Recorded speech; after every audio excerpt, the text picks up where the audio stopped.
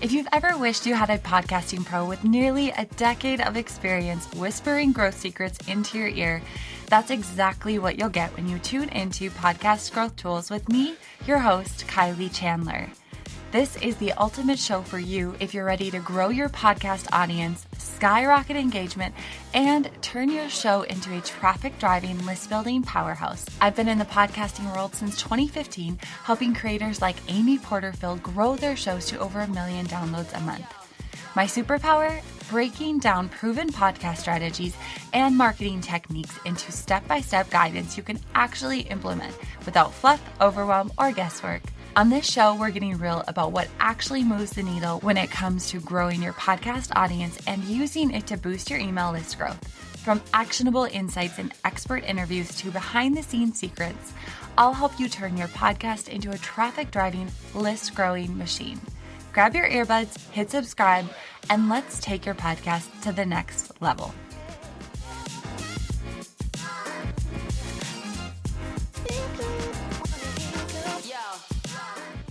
Hey, and welcome back to an episode of Podcast Growth Tools. So I have something to admit. I've worked with podcasters big and small, and something everybody struggles with is how do I make this content so juicy right from the get-go that my listeners are hooked for the entire episode. They can't wait to consume it, and they can't wait to share it. Today's episode is going to answer just that for you. So my guest is Dr. JJ Peterson. He is the head of StoryBrand. You might know of StoryBrand through Donald Miller. And Dr. JJ Peterson gave us some amazing tangible tools that you can take away today. So we're going to talk about how to identify and create that hook and really get your listeners hooked from the very beginning so that they're dying to hear more. It's part of the StoryBrand framework and it's so good. We're also going to talk about where your podcast should be living within your content ecosystem and your marketing ecosystem, how to clarify your message, and an AI platform that's brand new that can help you do this, plus so much more. You're going to love this episode, so be sure to listen all the way to the end. And also, if you want to hop on my newsletter so you never miss any updates, you never miss any expert interviews, go ahead and head to podcastmarketinghub.com/subscribe. And of course, be sure to share this. Thank you so much for being here, and I hope you enjoyed this interview as much as I did. Welcome to the show, Dr. JJ. How are you? I'm doing fantastic. Thanks for having me on. Well, I'm so excited to have you here. Before we started recording, I said I feel like this is a long time coming because when I was with Amy, we had you on the Online Marketing Made Easy podcast, and you guys were both part of the HubSpot at that time. And I always felt like we needed to sit down and have a chat. So today is overdue, but I am so excited. I know. So I was actually just on a call with Amy earlier today. So she's the best. Very cool. I'm so glad. Yeah. Well, before we dive into all the good, juicy stuff, can you tell us a little bit about who you are? There's exciting announcements with your podcast, so we'll get into all that stuff, and then also StoryBrand and how that all fits into your story. Yeah. So my world has always kind of been centered around story. Just kind of, I know that probably sounds a little cliche since that literally I work for a company called StoryBrand. But it really has, like, my earliest memories of being, like, even with my family, we're going on road trips where my dad would put on Garrison Keillor storytelling in the car. And so we would hear literally, like, we didn't listen to like books on tape or music. We listened to storytelling. And my dad was a pastor, and so he was an incredible storyteller and and so kind of just grew up like when we had, assignments in school, everybody else hated getting up in front of people and like presenting, and I just loved it. I loved telling stories. I loved recounting events. And that was just kind of my life. It just kind of, from very early on, my family they're incredible storytellers. And so when I got older, I started in marketing and public relations. Like my first job out of college was to I worked for a nonprofit and I told their story and got people to engage, and then ended up, doing a lot of different stuff. I did improv comedy and I toured around, and I was actually a pastor for a while, and then eventually went back and studied narrative theory. And actually, my Mm. master's degree is in theology and the arts. So it's a study of Oh, the stories in movies, film, television, art. And then my PhD is in narrative theory and so cool. narrative marketing in particular, how to actually engage audiences in powerful stories. And so with that, I was a professor for a while, and I taught narrative theory and communications and debate and speech and all of that. And then eventually came to StoryBrand. And what we do at StoryBrand is we actually teach companies how to invite customers into a beautiful story where they are the hero and the Mm. brand is the guide. And so we teach companies really how to make the customer the hero in their marketing and communication. I feel like you've lived a million lives within that story, but it's so interesting because all of it, everything I'm thinking about is like, that's podcasting, Mhm. audio, experience, storytelling, marketing. Yeah. Podcasting is like the perfect platform for that. So tell us a little bit about marketing made easy because a big thing happened recently, right? So you guys Mhm. had many. Tell me how many years, how many episodes, and I know you now have shifted to a new podcast, which is very exciting. So tell us a Yeah. little bit about that. So I for 10 years, I think, maybe 8 years, probably 8 years, we were doing story brand focused podcasts, or at least I was. So the first one we had was called Building a Story Brand. And it really was about um, interviewing people who used story to really further their business in their marketing or in their brand. And then I created a second podcast called Marketing Made Simple, where we really got into like just super practical, like tips and tricks to do marketing well. And our tagline was, we help you create marketing that's easy and works. And that's really, it was just very like practical, nitty gritty, talking to experts and giving tips. We also had a lot of fun with it, but, but that podcast, yeah, just wrapped at the end of the year and of 2024. And now there's a new podcast that I'm not actually on that podcast regularly. I co-hosted and was the main host of the other two. Now I'm just kind of come in as an expert on the side for a podcast called Why That Works. And so I've just kind of been in the podcast space really for about 8 years, consistently, like every week for 8 years, have done a podcast of some form or another and hosting. And so right now, as the actual host, I'm taking a little bit of break for the first time, and so I actually already miss it. I really do. I miss engaging. I miss interviewing. I miss talking to people and delivering value, which was my favorite thing about it. Well, congrats on all of that. That is so interesting, and I'm proud of you for taking a break. But I'm sure there'll be a podcast very soon that you'll be 100%. doing something There's a on. couple in the works that will probably be, they're Yes. going to be starting. I can't say what they are because we're not quite sure, but there will be one probably within the next few months. Yeah. Well, you have to keep us posted. So that's a long time to be in the podcasting industry, the Yeah. podcasting landscape. You've same thing, like 8 to 10 years I've been in it and we've gone through some iterations and some changes. What Mhm. would you say are the biggest lessons that you've learned being in that space? And also, the reason I'm so excited to hear what you have to say is because you have that marketing mindset and you have that Yeah. marketing experience. Man, I've learned so much. Let me throw out a couple things. One thing that I feel like I've learned is that you have to decide why you're doing the podcast. I think a lot of people just assume that you're going to do a podcast and it's going to make you more known or it's going to elevate your brand. But you have to be really clear about what you want it to accomplish. So is it brand awareness? Is it leads? Is it sales? What is it? And all of those are valid, or is it just entertainment that you're ultimately like having fun and it's a side project that you're enjoying, that you don't know what it is and it could become something. if you have to know those things though going in, because it then will dictate what happens not only in the content of the show but the strategy Mm. around it. So, are you keeping it short? Are you making it long? Are you inviting guests on? Are you, what are your lead generators? Are you selling ads? Is it the end product itself? Like, is the podcast the product, or are you selling, leading, using that as a lead generator for other products? So defining what the purposes and ultimate Huh. outcomes, what does success look like for you with this podcast? And for a lot of people, I think they go in and go, well, if we have 1,000 listeners every week, that's success.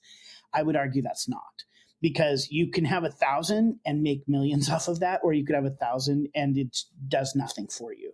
So decide what you want. That's a big thing, I think, and it helped us stay focused over the years. And ultimately, when we did decide to make changes, it informed the changes. Why were we Ooh. making those changes? What content we're bringing in? Mostly that had to do with shifting the focus on what success looked like. So when we actually created Marketing Made Simple, the podcast, the reason why we split it off from building a story brand is because building a story brand was really targeted at businesses. We wanted to help businesses. Marketing Made Simple did that, but really what we were trying to do was elevate our certified guide program. We had a program that really we certified marketing entrepreneurs and marketing agencies. We wanted to get more of those, and we wanted to get the ones we had certified more business. So it really, when what that did is focus our attention on the content and the format and everything. So we got pretty big in Marketing Made Simple in the grand scheme of things. Like, we were the number one marketing podcast in Great Britain. We were like in the top 100 of all podcasts in China, which was kind of insane. And we were pretty consistently top 10 of marketing in America. So what that meant is a lot of people were coming to us. Like Liquid IV, their vice president and president came to us and said, "Can we be on your podcast?" Well, that seems like a really good opportunity to align ourselves with a huge brand and be known. And what we had to do is, but does that elevate our guide program? Or does that elevate Liquid IV? Or what is the purpose of that? So we had a lot of, now we ended up bringing her on and was very specific about how we did that. But there was a lot of big name brands that came in to us and said, "Can you interview our CEO?" And we said no, because the purpose was not to elevate us, it was to elevate that specific program. So that's one thing. Know why you're doing it. The other thing is, I think in each time we made a shift, and when I talk to a lot of people in the podcast space who are just starting out or looking at a shift, I feel like I'll just put it on me. I feel like we felt like we needed to have it perfect in the exact format in the very beginning of what we were going to do for the next 10 years. And I believe that is a lie, that you can develop that and learn that along the way. Now, you want to be consistent and intentional, but if you add a little segment of like today's fun fact, and you do that for 10 weeks and you realize that's a dumb segment, we're not doing that anymore, stop doing it. Or if you're getting into it, you go, hey, we need to add something more fun here. We need to add something more, let's add a daily tip at the end. We've never done a daily tip, doesn't matter. Be okay with the evolution of it. You'll figure it out in the process, because I think a lot of times you don't know what it's going to be in the beginning. So you take Mm. your best guess, you start moving forward, you deliver quality, you deliver value, and you deliver consistency. You start building your audience, see what people navigate to, and then shift with that tide. I think both of those are such powerful things, whether you're just starting out, you're somewhere in the middle, or you're a big name. I would love to know. So going back to those big names that were coming to you guys, how does, because I think that does happen to a lot of my listeners. They do have bigger names, people coming to you, and it's so hard to turn them away if they don't seem to be the right fit. So I think my question is, one, how do you vet them? And two, if you do want to make it work and there's maybe a little bit of a thread connecting there, how do Yeah. you bring them on? How did you bring Liquid IV on and make it make sense from a story perspective, from a hero perspective, story brand, all that stuff? Yeah. So what we decided to do, because for us, consistency was important in elevating the guide program. So in every single episode, we brought on or talked to an expert who was one of our guides. So like that was every time. So to bring on another expert, it felt like we were going outside of that. So what we did is we turned those outside interviews, like when we asked Amy Porterfield to be on or things like that, who was not a guide, but wanted her to come on. We put that in kind of a what's it called? Not a season, but basically like what's the? I can't even think of the word right now, but kind of a Like a series. bonus or special or a series, sure. Yeah, so we called it a series. And what we'd say, and we'd try to find people around a theme for that series. Mm. So it would be like marketers who inspire, or people who are doing big things, or, and we still try to even wrap our mind around what is the value of this for our listener. So when Liquid IV is coming to us and saying, can you interview our VP of marketing? We are telling them, yes. However, here's what you need to deliver in this podcast, because you still need to deliver 3 practical tips at the end that people can do immediately to shape their marketing, or 3 pieces of information that they don't have access to. So we're telling them, yes, and we're going to do this. And Mm. then we put them in the series of marketers that inspire or people who do big things. And we would do all of them kind of in a row. So we would do 6 to 8 interviews with people outside and throw that in. And the intention of that too was to build our audience as well. And so when you get on bigger names, like if, on our other podcast, Matthew McConaughey came on, and is he really a marketer? No, he's a storyteller. So we kind of had to shift it, a little bit in that space.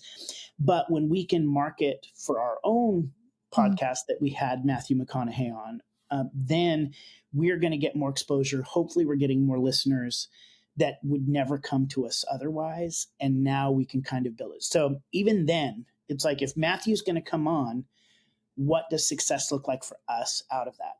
It's that we actually ideally get 1,000 more listeners because he's there. All right. Mm. So how do we then build that into our systems to make sure that we are getting ads out there about it, making sure that we get eyes on it so that it actually fulfills what we need it to fulfill for us. I love that. So you guys shifted a little bit of what you normally did when you had somebody with that clout Yeah, versus, because okay, you're not that's going to pass up awesome. Matthew McConaughey, right? I mean, like Never. it's like we're going to Shout figure out. You out can like, come on this show. yeah. Exactly. And now there were a couple times we did turn big, what we Mm. would consider big name, not you, but like what people would consider big Yeah. names. We did turn them down. Because we didn't want our brand aligned with that voice. There was a very, very big name in the business space. Like right now, if I said the name, everybody listening would know this person.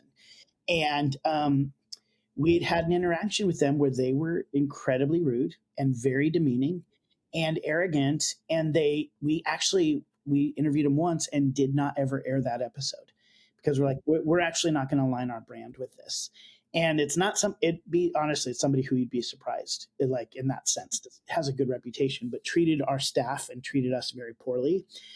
And we said, well, we're not putting that out there, even though it would actually Mhm. increase our brand. So there's some big decisions that you have to make in that space. And but I think when you can understand your vision and purpose for it, it really helps kind of refine and makes those decisions really easy in many ways. I agree. And having even value, your business values or your podcast values or whatever, that helps you make those decisions because I've been there too where we recorded an episode and it just didn't feel right and it was a big name and they are hard decisions, but I think it's refreshing to hear you or just other podcasters say it's okay to say no, focus on your show, focus on what's best for your audience. So I love that. I would love to know, in hindsight, where do you feel like you got most of your growth and listeners coming to the Marketing Made Simple podcast? I think it was a lot, honestly, of like word of mouth and consistency. We just Yeah. consistently showed up. Yeah. And we showed up for 3 years. So what ended up happening is, by the time you have a 3-year catalog, People are sharing some of it online. When we have, 3-year catalog, we've obviously at that point introduced 3 years worth of guides. So about 150 guides who all are platforming themselves. So they're sharing it online. So that's another thing about inviting guests on is they will share and they will get more eyes on your space. So I think in that sense of the word of mouth, just people sharing and kind of, we never had a huge jump. We always thought like, oh, we get a big name on, we're going to have a huge jump. Never happened. We had consistent growth along the way. And, some of our most download podcasts were actually Amy Porterfield. And so we made a conscious effort to bring her back on a regular basis because she delivered a ton of value and we had like-minded audiences. So, so we did target a few people, very few who they were like our largest downloads, but really it was just showing up consistently and inviting other people on who would share us with their communities and get us in front of people who would not normally see us. And we just kind of steadily grew. We never shrank, steadily grew the entire time, but there was never a big jump. I think I had a wonderful, beautiful conversation with Carly Baker, who's over at HubSpot. I don't know if you Mhm. know her. Oh, yeah. Love Uh, Carly. and and we just talked about how the industry is really going back to supporting one another as podcasters and going on and promoting together and growing together. And so I love hearing you say that and just affirming it because I think especially for maybe a new podcaster or one that maybe saw a really big jump and they're struggling with the fact that their numbers are now cut in half after a couple years ago, it just comes back to the consistency. It comes back to just showing up and providing value and bringing on guests that provide value. So I want to kind of zoom out and the story brand, you guys have had a few podcasts. When you sit down and look at your marketing strategy, Mhm. where do podcasts live in the ecosystem of your marketing strategy and your promotional strategy? If that makes They sense. Yeah, yeah. I mean, the fact that just from a time perspective, the amount of time we put into them and the amount of resources, they're pretty high up. So the two biggest platforms I would say for us, the two places that people discovered us naturally was books and podcasts. So those are really the two we put our biggest efforts behind. Um, and so, now there's other things of where I personally like being on this podcast is another, way I try to be on probably about 2 to 3 podcasts a month of other people's podcasts to kind of get the word out a little bit more as well. So when you ask about podcast strategy, yes, the one we do is a part of it, but also my whole thing whenever you're trying to put yourself out there is like what stages, earned or paid, can you be on to get yourself in front of new audiences, right? And what I mean by that is this to me is a stage, and this is a quote unquote earned stage, right? Like we have a relationship or a friendship over the things that we've done in the past. So you're like, hey, can you come on the podcast? I'm like, yes. Well, this is a stage for me. In essence, I'm in front of a new audience. Some of your listeners probably have never heard of me before, or StoryBrand. If I'm on somebody else's social media, or I get to speak at a conference, or I'm, any of those things, those are earned stages that get me in front of new audiences. Paid stages would be our podcast, we put out Google ads. And so we're paying to be in front of audience eyes, or I'm Mhm. paying to be at a conference or something like that. Or paying to be on, like I sponsor somebody's podcast so that I can be on there. So I'm always looking at for us, what are the paid and earned stages that I can be on? And one of the cheapest stages to be on is other people's podcasts. Mhm. I get to be on there, and I'm lucky enough that you get to open your community to my voice. That is, I don't take that lightly, and also I think it's incredibly valuable. So I say yes to a lot of podcast interviews when I have time that maybe other people wouldn't. Because for me, if I'm in front of 100 people that actually are qualified buyers, that's way better than being on even say like the Armchair podcast, which has millions, but it's an entertainment podcast, and they're going to be pissed if I'm actually selling products on there, right? So Mhm. you 100 qualified is going to be way more financially better for me than being in front of a million people who couldn't care less. So I kind of I don't remember now. Oh, you just asked about strategy. I started going down. So what I do, the quick It was answer a to beautiful rabbit hole. the better answer is they were really the big part of our strategy. Fair enough. Great answer. Keep it simple. I like it. And hey, I'm all for it. Obviously, I have a podcast called Podcast Growth Tools. So Yeah. make it a big part of your marketing strategy. So actually, however, I have two questions that evolved from what you shared there. One, do people generally come to you or are you reaching out to them? And if so, what does that look like? And then, second of all, you mentioned if I sponsor somebody's podcast, tell us more about that strategy. So at this point, like I said, I'm lucky enough that I've been around long enough, have books out there, that people know about, that I get invited um, on some.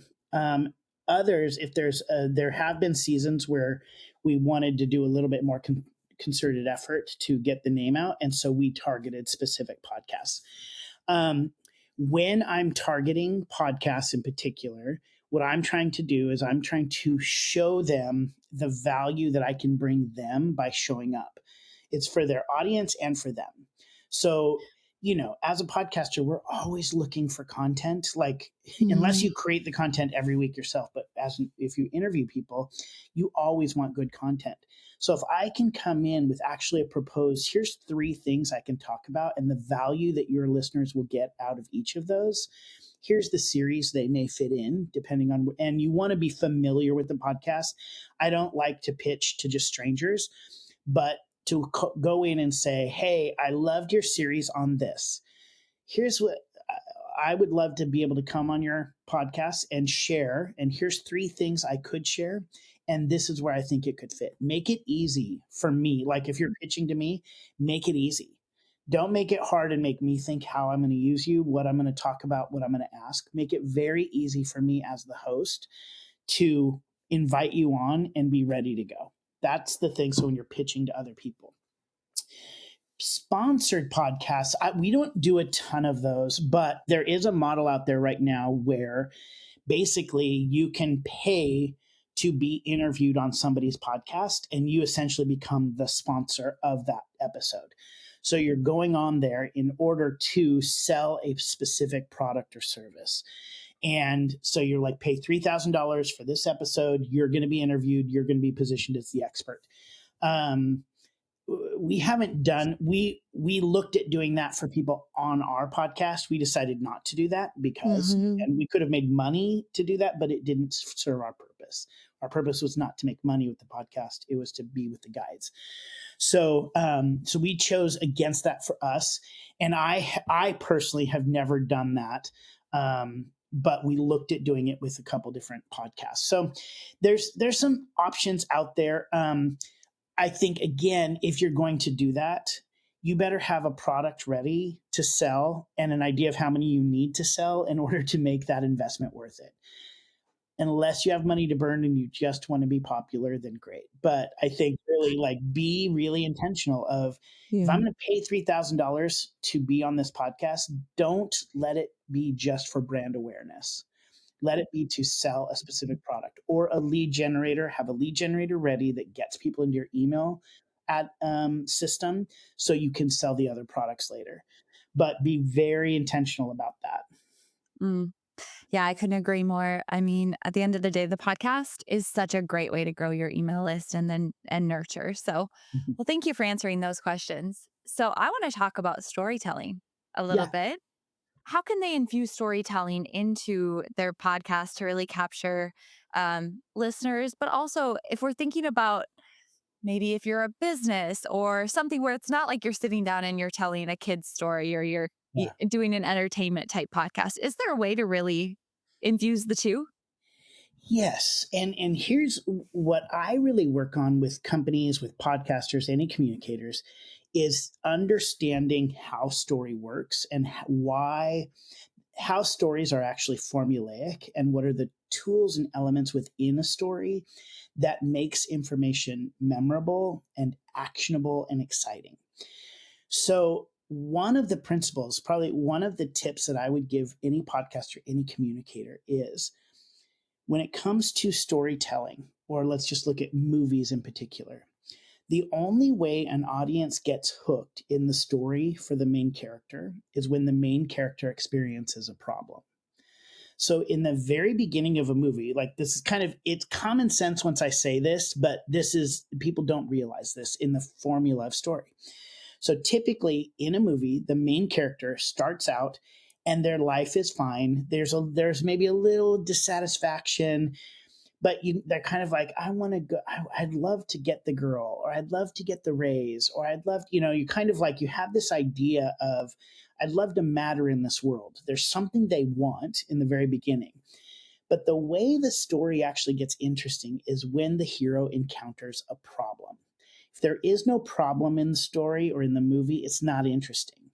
If Liam Neeson's daughter gets kidnapped for the seventh time in the next Taken movie, and he all of a sudden gets the phone call that he needs to go rescue her, and then she hops on the phone and goes, "Dad, I'm just kidding. My friends took me to Europe, and they're just want to go shopping. Do you want to come over and hang out with us?" And he's like, "Yes." And then the rest of the 90 minutes of the movie is them walking around London shopping.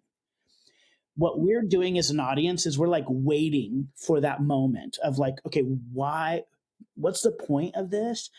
Subconsciously, what we're really asking is why is this interesting? Well, the way you make it interesting is by introducing a problem. So his daughter gets kidnapped. Well, now the movie is, can he solve that problem? It's the same thing if I'm telling you a story about my day. My day, I sit here and I go, oh man, it was crazy. I woke up and had coffee and I sat on the couch and I took and I just start listing facts about my morning. Boring. You're done. And yours too, you're kind of going like, what's the point? Instead, if I said, so hey, I woke up this morning, it was kind of crazy. I'm getting my coffee, and all of a sudden I hear sirens coming down the streets. And then I see an ambulance crash through my front fence and right into my kitchen. And then I go, anyway, what are we doing for lunch? And I like leave that over there. You would go, wait, I'm sorry, what? What are you hurt? Were they hurt? Is it still there? Why? How did you leave? You have all these questions. You're hooked into the story. You want to know the ending of that.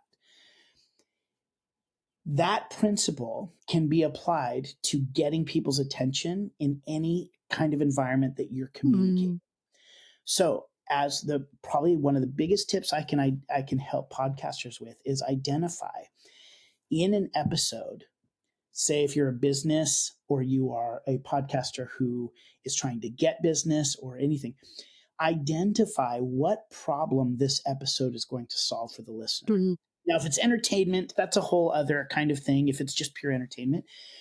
But what is the problem that this episode solves? If you can identify that and then speak to that very early in the introduction of the mm, podcast, that episode, what you're going to do is hook the listener. Because now they are actually, in the same way that I said the ambulance came through my front window, you want to know how that ends. If I introduce a problem in the beginning of a mm, podcast, it actually hooks the per customer or the listener into the story and makes them want to listen. mm, So the hook in a podcast is identifying the problem. So that's true on a podcast. It's also true anytime you get on a stage. When I walk up on a stage in a conference, I do not say, hey, everybody, I'm so glad I'm here. My name is JJ. I have a PhD in No, I don't introduce myself. I walk up on stage and I follow story principles. I mm, say, we're all here because we want to grow our business. And I get nods, right? So what I'm doing in the story framework is I'm establishing something that the character wants. My audience is my character, the hero of my story. So I'm establishing what they want. And then I say, so I walk up on stage and I say, we're all here because we want to grow our business. Here's the problem. Companies are wasting millions of dollars every year because they're telling the wrong story. mm, And it doesn't have to be that way. I don't introduce myself. I don't talk about myself. I don't be like, wow, I just flew here from Minneapolis and boy, are my arms tired. No, no jokes, no funny stories. I walk up and I identify the problem my audience, my customers are experiencing. I name it, and now they're hooked. And I can talk for 90 minutes after that, and they were listening to how they can solve that problem for themselves. So even, for me, when you're on a podcast and you say, have you ever, and just positive question. And then you go, well, today's guest, I Mm, mean, you follow that kind of, it doesn't have to be that formulaic, but when we would do it, what we would kind of introduce the problem through a personal story. So my co-host and I, April mm. Sunshine, we might be talking that day about struggling to create a great website landing page. Well, what we would do is introduce a time when we went to a landing page that we left in 2 seconds because it was very boring, or a company that we worked with that was losing millions of dollars because they didn't have a strong call to action on their landing page. So we talk about that, we joke about that, and then we go, well, in today's episode, you're going to not have to deal with that anymore. So talk about the problem and then position the episode as a solution to that problem. Same thing with a business. You're talking about the business, this problem the business solves, and then you're positioning the business as a solution to that problem. That actually is a storytelling technique. You're hooking the audience with a problem, which is a storytelling principle that makes a story memorable, exciting, and actionable. This is so good. I'm like, can't wait to listen to this again. Wait, okay, so we're actually just gonna start this all over from the top, and I'm like listening to myself, and I'm, oh my goodness, we need to redo this. All right, so let's do it in real time a little bit. Yeah. How would you start this podcast episode over with that framework? If I was doing this, and basically on where this has gone, right? Like where our discussion has gone, what I would say is, if I was starting off, I would say, podcasting takes a lot of time. It takes a lot of effort, like when you're talking editing and the money that you have to put in for the equipment and all this stuff. And most people don't actually know why they're doing it and what success is going to look like. Well, in today's episode, what we're going to walk through are the three things that you need to think about as you're creating or Mm, growing your podcast so that you're not actually wasting that time and money and effort on a podcast that doesn't give you the results you want. mm. This So, is so problem, good. solution, results. Problem, solution, results. And okay, I'm loving this so much. Dr. JJ, you're totally changing everything in my world right now. Okay, so then I know you guys talk about like positioning your listener, your as the hero. Where does that Mhm. come into play? So that's it. So the Okay, if I'm the hero of the story, what I'm doing is I'm talking about my own story. And I'm talking about, like, the mistake would be as a communicator to walk on stage and say, let me tell you about the time that I was in a Missy Elliott music video, which is true. I was in a Missy Elliott music video. Now, I danced in it next to her. It's kind of a funny please story. tell me it was "Don't Stop the Rain." No, it was Can't stop. Chingaling. All right, I'm gonna go watch it as soon as we hop off. It's so dumb. Yeah, you can see me for about 3 to 4 seconds. But anyway, that story kills at a party. It really does. And what amateur communicators would do is get up and tell that story to make people like them, right? Sure. And so you get up there, and I'm telling you, if I go through the whole story, I have very specific jokes that I can say that I know I'm going to get a laugh every time. It kills. And there are moments to bring that story in. But if I just tell that story every time, I'm making myself the hero of the story. I'm getting people to like me. When you start not with a story about you, but you start with your customer story, which is the journey they're currently in, which is the problem they're experiencing, then you make them the hero of the story. So I Mm, don't walk up on stage and if I'm introduced, people always ask me, "Do you want me to introduce you?" And I say, "Yes, always." Make somebody else give me the authority. I don't want to give my own authority when I walk on stage. Let somebody else say who I am and what I do, and then let me walk up and immediately talk about my customers' problems or my audience's problems. That's positioning them as the hero of the story. This is so great. And Dr. JJ, I'm going to have you on a second time and we're going to do this framework and I will introduce you and all of the good things. This is so wonderful. Okay. So, how do you position an ask on a podcast? Like to be on or like to Oh, sell sorry. a Yeah. product? To clarify, yes. So, an ask, whether it's get on my newsletter or grab Yeah. this lead magnet or go buy this product, like, how do you Yeah. position that naturally? The best way. So there's a couple different things. Well, I mean, the most basic answer is always deliver value. I don't love to ask for direct sales on a podcast. Because a lot of times that is the first time people are hearing me or being introduced to me. So I actually want to get them into a sales funnel. And the way you get them into a sales funnel is by getting their email address. And so when I do an ask, I always position it as a value add for them. So if I'm on a podcast, I might say, actually today we've been talking about the 3 things you need to do to improve your website. And I actually have a 5-minute video that can do that. It's at 5minutemarketingmakeover.com. Just go there. It's a free video. It will give you 5 tips to actually improve your website today. So, and then I do the real ask and the sell later. So that's kind of the most basic of like, you know, uh, deliver value, don't sell a product. That's kind of on a podcast because this is first date. In my opinion, most podcasts are kind of first date kind of introduction. Now, if I've done a whole series and at the end of that series, I might say, hey, we've been offering this, but we actually have a workshop coming up. Now, again, I'm positioning it in relationship to the conversation we just had. So my product is always a solution to the problem that I posited at the beginning of the story.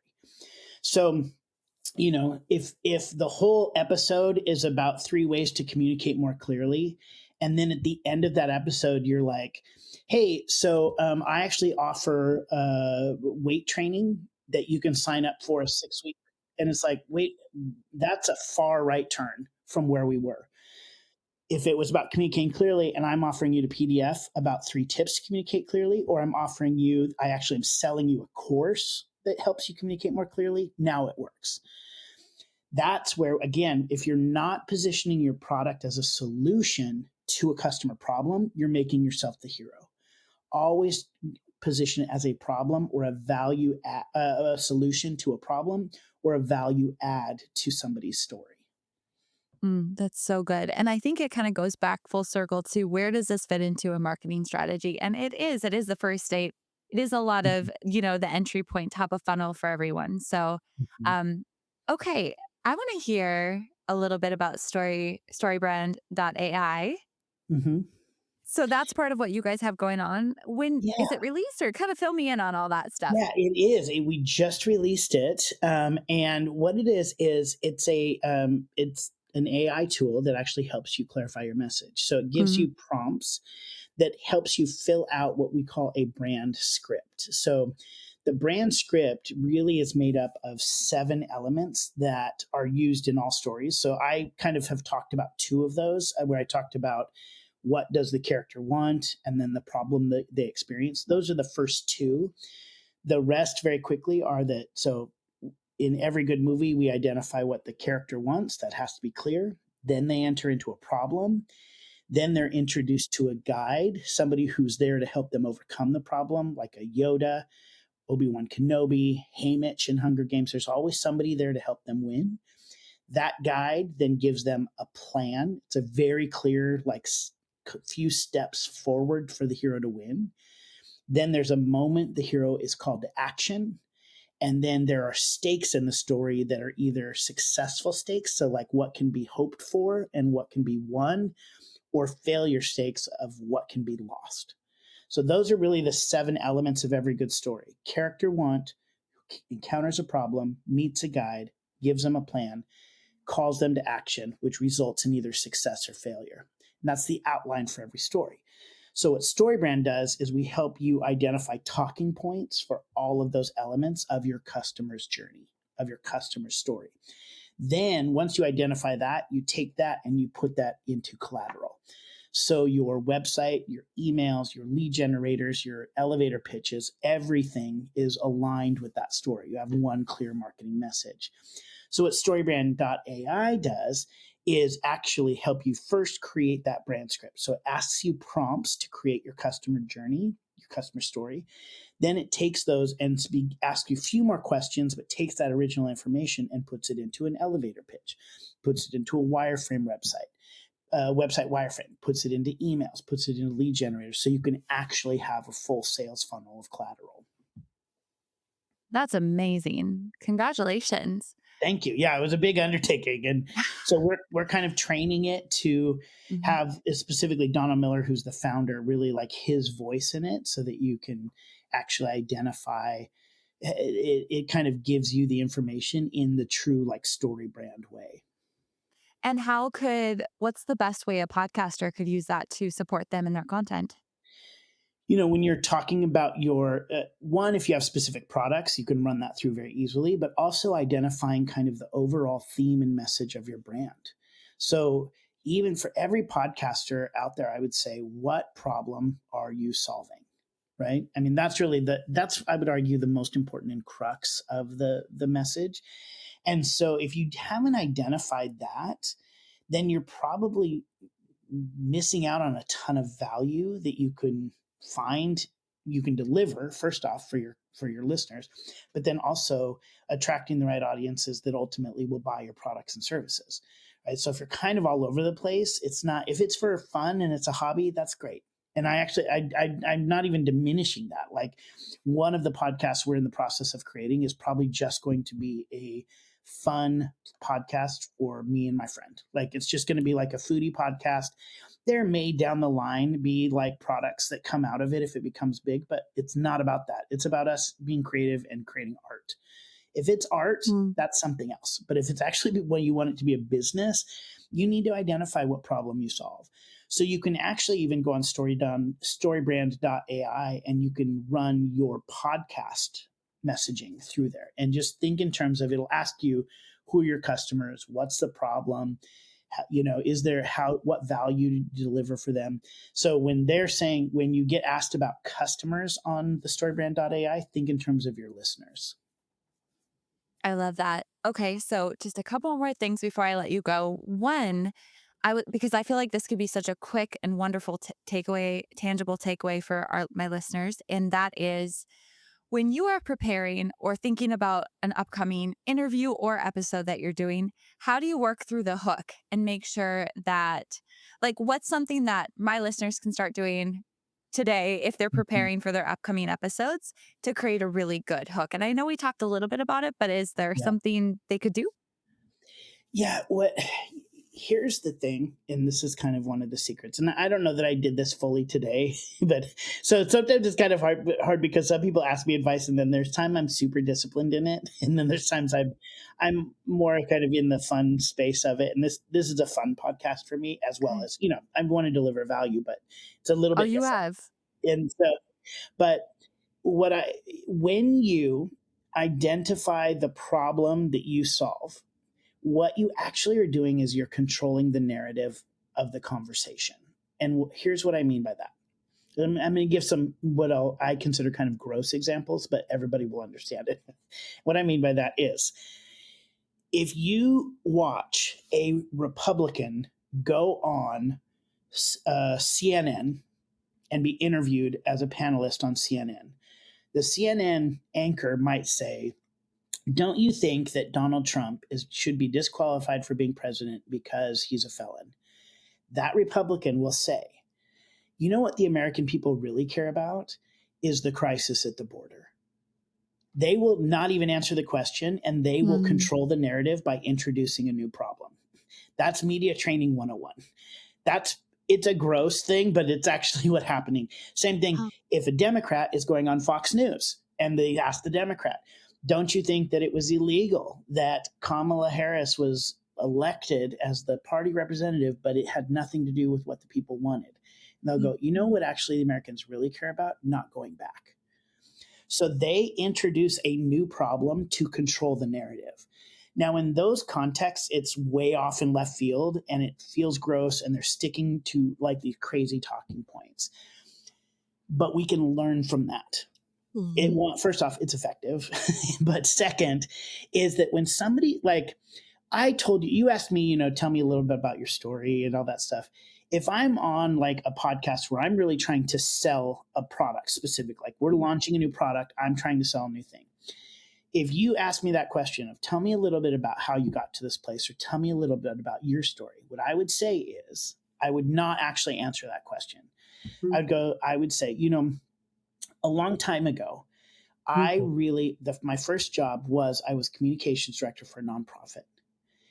And when I worked for that when they had a great story. They literally saved lives. And my job was to just get people to donate to save lives. And I couldn't figure out how to tell that story well. Mm.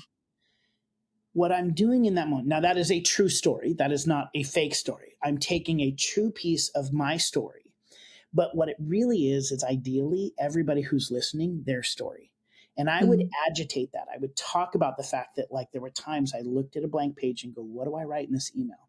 I'd look at websites and I'd go, how do I write this in a way that's compelling and actually gets people to be engaged? That's the only part of my backstory I'm going to tell you. Because what I'm really doing is I'm not telling my story, I'm telling your story. I'm Mhm. inviting you into a story to be a part of this narrative journey where then I change it. So I talk about that and then I go, what I've discovered over the years is that I didn't understand how to tell a right story. And at StoryBrand, what we actually do is teach companies how to tell stories. And so for the past 10 years, I've worked with brands as big as, Certified Angus Beef and the US Olympic Committee and Microsoft, helping them clarify their message so they can invite customers into a beautiful story. And when you learn those principles, you actually not only does your company win, but your customer wins. Now, again, you would have asked me, tell me about your story, and I told you this much, but I didn't tell you any of the story that really took you off of your story. It would be, I had a problem, I discovered a solution, and now I help other people with that same solution. So that's the discipline of like when you're on somebody else's podcast, know what problem you're trying to solve and control the narrative. Introduce Mm. the problem. Even if they didn't ask you about it, introduce it. Control that narrative and lead people on the path that you want them to go on. Now you can't go like as far off left and right like I did with the politician example, but think in terms of that. Introduce that problem and control the narrative. That is so good, and I feel like you can even do that as the host a little bit too, knowing that and having it in your back 100%. pocket, so that's 100%. wonderful. I know I'll be using that, I know my listeners will be using that. Thank you so much. So one last question that I love Yeah. to ask is if you could sit down with any podcast host, it can even be like a duo, who and why, and what would you ask them? Um, right now, I'm kind of obsessed with the Lonely Island podcast and Seth Meyers. So it's like Andy Sandberg and Yorma Taccone. It's like the guys who did the Lonely Island videos on Saturday Night Live, and they literally go through each one and talk about it. And they're just such good friends. That's the part that Mhm, I love. It's like, yes, it's funny, and yes, it's interesting to hear about like the backstory, but they just love each other so much and it's so fun. It's the same, reason why I think Smartless podcast works because mhm, Smartless is three guys who actually genuinely love each other and all that. So mhm. those are the kind of podcasts I love to be on and would love to be on. And really, like right now, it would be Lonely Island and Seth Meyers. Like that, I would just love to be on that podcast. Oh, those are good, and you have such a good point. I think it's so like, The Office Ladies, I love that one, Yes. but it's the same thing, Yes. same dynamic. I'm like, I love listening to it, and it's also just, like, kind of fluffy for my brain. It's like, I could 100%. just, 100%. go for a walk, listen. So, Yeah. that's so good. I listen to Well, business ones here and there, but really the ones that I love the most are those kind of that. So the ones I'm listening to right now are Las Culturistas, uh, Mhm. Smartless, and Seth Meyers and the Lonely Island. Oh, so good. Well, thank you so much for joining me. Where can everybody go to find out about you, all the stuff that you guys have going on? Yeah, so I'll just kind of follow my own advice here of where it's like, hey, if you're interested in kind of learning about story and story brand and how to use it, go to storybrand.ai. You're going to be able to basically go through the process of creating your own brand script. For myself, if you're interested in just kind of working with me as somebody who comes in and clarifies your message, and that you can just reach out to Dr. JJ at drjjpeterson.com. So Amazing. Well, please keep us posted on the foodie podcast or yeah, any podcast that you have coming out. We'll have you back on. We'll play around with these. I'll get better at clarifying all the things. I And love it. but I so appreciate you. I've always been such a fan, and it was a real honor to have you on. Thanks for having me.